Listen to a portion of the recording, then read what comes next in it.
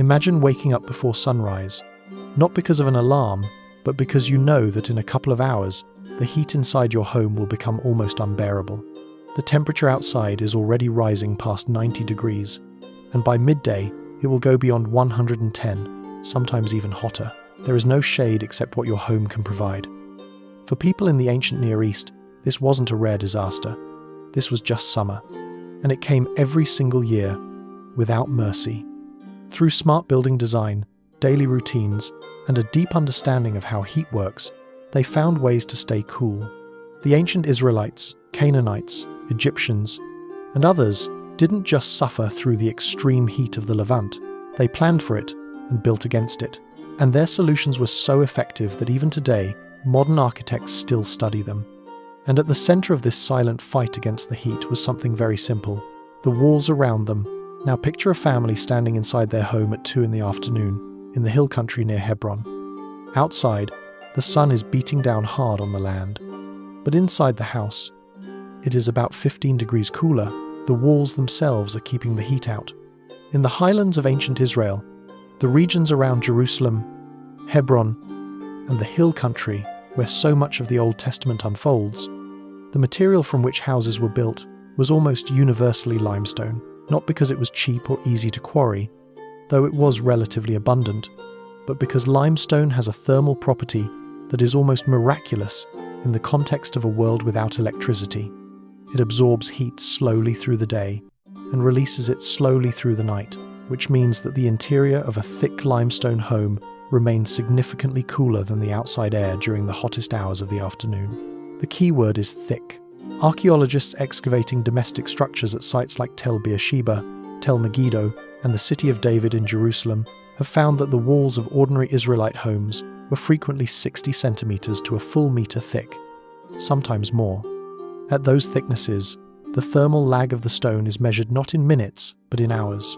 The peak heat of the midday sun would begin penetrating the outer surface of the wall around noon, but it would not reach the inner surface until late evening, by which point the outside air had already begun to cool. The wall, in other words, acted as a natural heat buffer, storing the day's warmth in its own mass and releasing it at night, which in a climate where winter nights could be dangerously cold, served the household in 2 seasons at once. This is not speculation, it is measurable physics, and the ancient builders of Israel clearly understood it empirically, even if they did not describe it in those terms. Proverbs chapter 24, verse 3 reads that a house is built by wisdom and established by understanding. And while the writer's intention was theological and moral, the principle was equally literal for a people whose survival depended on building well. A poorly designed home in the Negev, or the Jordan Valley, was not merely uncomfortable. In the wrong conditions, it could kill you. Beyond wall thickness, the orientation of the home mattered enormously. Excavations of Iron Age, Israelite domestic structures consistently show a preference for entrances facing east or northeast, capturing the cool morning breeze and shading the interior from the most punishing afternoon sun, which comes from the southwest during the summer months. The 4-room house, that iconic layout that appears again and again in Israelite archaeological sites from roughly the 12th through the 6th centuries BCE, was not only a cultural or religious organizing principle, it was a precision instrument for managing heat, and the families who lived inside one, generation after generation, knew it in their bones the way any person knows a tool they have used their whole life: the courtyard. Its surface matte and slightly rough to the touch, standing in the shade against the interior wall of a courtyard in an Israelite household sometime in the 9th century BCE. It has been filled with water since morning, and in the hours since, something quiet has been happening. Water molecules have been migrating through the microscopic pores of the clay, reaching the outer surface and evaporating into the dry air. The jar is, in effect, sweating, and the water left inside it is measurably cooler than the air surrounding it. This was not accidental. The slight porosity of unglazed ceramic is a form of passive evaporative cooling, and the people of the ancient Near East had been exploiting it for thousands of years. The Book of Ruth, set during the barley and wheat harvests, some of the hottest working weeks of the ancient agricultural calendar, gives us a quiet but vivid glimpse of this. When Boaz notices Ruth gleaning in his fields and invites her to stay close to his workers, he tells her to drink from the vessels his young men have drawn. In Ruth chapter 2, verse 9. The water in those vessels was kept cool not by ice or shade alone, but by the steady, invisible work of porous clay doing what porous clay does. The courtyard itself functioned along the same principles of physics, just at a larger scale. Of all the architectural features that defined life in the ancient Israelite household, the central courtyard is perhaps the one most deeply misunderstood by modern readers. We tend to picture it as a pleasant gathering space, somewhere to sit, to cook, to bring the animals in at night, and it was all of those things. But it was also a carefully calibrated airflow system that required no moving parts and no maintenance. During the day, sunlight heated the air within the enclosed courtyard. Hot air rises, and as it did, it pulled cooler air in from the street, through the main entrance at ground level, and from the surrounding rooms through their doorways and openings. This created a slow but constant circulation through the interior of the house. Not a dramatic wind, but a steady, the gentle draft that exchanged the hot interior air for slightly cooler air from the shaded lower zones of the courtyard and the rooms around it. Egyptian sources from roughly the same period describe wet mats hung in doorways and dock windows to cool the air passing through them, an ancient precursor to the modern evaporative cooler. And there is good reason to believe that similar practices were used across the Levant, given the deep cultural exchange that characterized the region throughout the Old Testament period. In the extreme dry heat of the Negev and the Jordan Rift Valley, where relative humidity could drop below 20%, evaporative cooling could reduce the felt temperature of a room by 15 to 20 degrees. What is surprising, standing back and looking at all of this together, is how much knowledge had to be accumulated and passed down for any of it to work. Knowledge about clay, about wind, about the behavior of air in an enclosed space, about the way a jar left in shade behaves differently from a jar left in sun. None of it was written in manuals. It lived in families, in the hands of potters and builders, and the women who filled the water jars every morning, carried forward across centuries in the ordinary acts of keeping a household alive, catching the breeze. In Ecclesiastes 1, verse 6, the preacher describes the wind going south, then turning north, whirling endlessly, and returning on its path. He reflects on the futility of all things, the endless, seemingly aimless motion of the world, but he chooses the wind as his example, which is significant. In the ancient Near East, wind was never just background noise. People tracked it, named it, mapped it, and built around it with careful knowledge, understanding it as a living, moving force that could shape daily life. The main wind system in ancient Israel followed a reliable daily pattern that any skilled builder or farmer knew by heart. In the mornings, a sea breeze developed along the Mediterranean coast and pushed inland, cooling as it climbed the western slopes of the Judean and Sumerian hills. This wind, called the Ruach Hayam, the wind of the sea, was the main natural cooling resource for highland towns, and buildings were designed to make the most of it. Windows and doors in excavated Israelite homes show a clear understanding of wind direction, placed to guide the sea breeze through the main living areas during the hours when it was strongest and most refreshing. Families planned their mornings around it, letting it sweep through rooms to clear the heat of night before the sun climbed too high. Further from the coast, especially in the Jordan Valley and east of the Dead Sea, the wind was harsher. Summer winds often came from the desert, hot, dry, and full of dust. The sirocco, known in Hebrew as the sharav, appears in several Old Testament passages, perhaps most vividly in Jonah chapter 4, verse 8, where God sends a scorching east wind on Jonah as he sits under the withered plant, the sun beating down until he faints. This was no poetic exaggeration. The sharav could raise temperatures by 20 degrees in a matter of hours, and every builder in the Jordan Valley and eastern hills had to account for it, keeping eastern walls thick, windows few or non-existent, and rooms shielded from the harshest afternoon rays. Survival depended on these small, precise architectural choices, learned over generations. Rooftops played a key role in this same strategy. Flat roofs were not just a stylistic choice, they were practical. In a climate where sleeping outdoors was often cooler than inside, rooftops became limb. Imagine waking up before sunrise, not because of an alarm, but because you know that in a couple of hours, the heat inside your home will become almost unbearable. The temperature outside is already rising past 90 degrees, and by midday, it will go beyond 110, sometimes even hotter. There is no shade except what your home can provide. Deuteronomy chapter 22, verse 8 instructs that a house must have a parapet on the roof to prevent accidents, assuming that roofs were part of everyday life. People slept, gathered, and worked on their roofs.